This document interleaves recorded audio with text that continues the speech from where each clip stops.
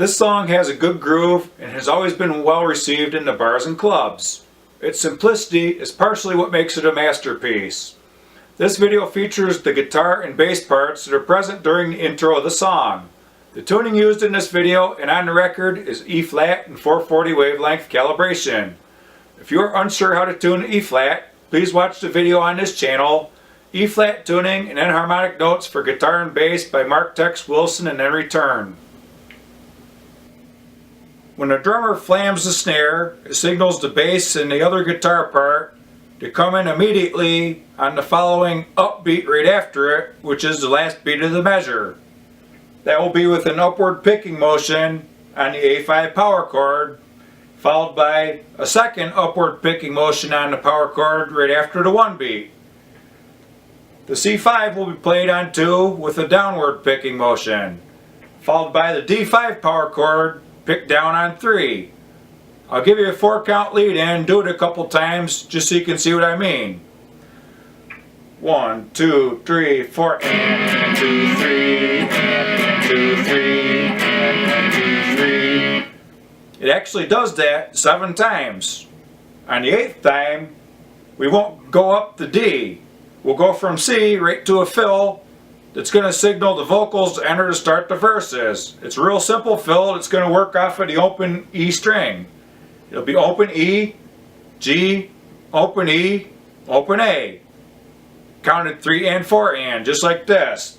3 and 4 and. Notice the picking motion. I'm picking down, up, down, up. And I'm giving it a slight palm mute.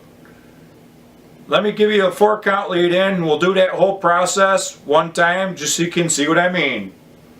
1, 2, 3, 4. And 2, 3, and 2, 3, and 2, 3, and 2, 3, and 2, 3, and 2, 3, and 2, 3, and 2, 3.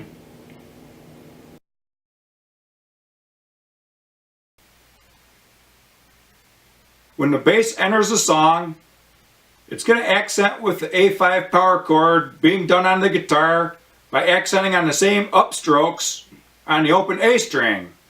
After that point, it's going to continue driving the open A string with steady 8th note timing, with alternate picking if you're using a pick, right up until the bass doubles the guitar fill that signals the vocals to come in to start the verses. On a 4-count, this is what you're going to have. 1, 2, 3, 4, and 2, and 3, and 4, and 1, and 2, and 3, and 4, and 1, and 2, and 3, and 4, and 1, and 2, and 3, and 4, and 1, and 2, and 3, and 4, and 1, and 2, and 3, and 4, and 1, and 2, and 3, and 4, and 1, and 2, and 3, and 4, and.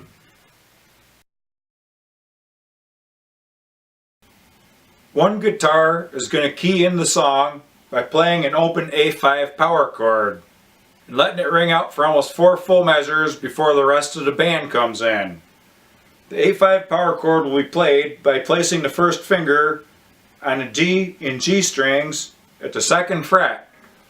The advantage of playing it this way is that finger can also lay across the B and high E strings, just barely touching them to dampen them out so they don't ring accidentally.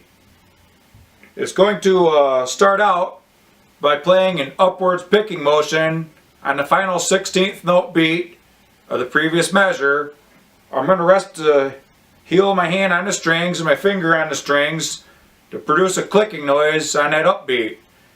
It'll be like this. That'll be followed by a downward pick at A5 power chord on 1, and I'm going to let it ring out for almost 4 measures. What I'm going to do, just to help keep track of how many measures we're doing, I'll count the quarter notes, but I'm going to count the number of the measure at the beginning of the measure. You'll see what I mean once I do it.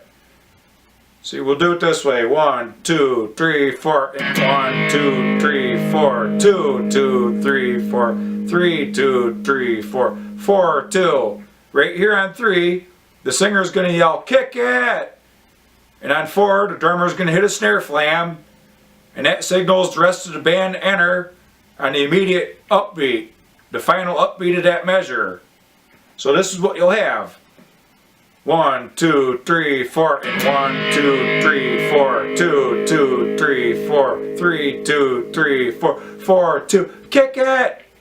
Then the band enters.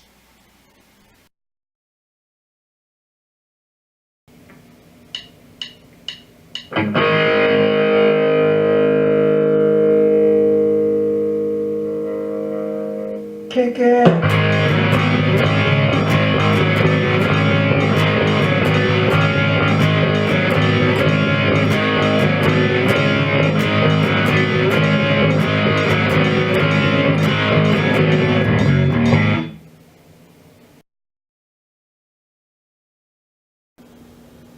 The bass parts in this song may be boring to play, but keep this in mind. Playing in a band is not about individuality. It's about functioning as a member of a team. Although the bass parts are simple and monotonous, it's what drives the song. Remember that less is more. Being in a band is not about throwing things in to make them flashier if you're a better player than the artist who wrote it. That just kills the groove. If you just play these parts as close as possible to the way that they were written and recorded, your band will sound more professional as a whole. Play as an individual and your band will sound bad. Assume a less glorious role as a member of a team, often going unnoticed for a job well done, and the band will sound better. Sounding good as a complete unit is what it's really all about.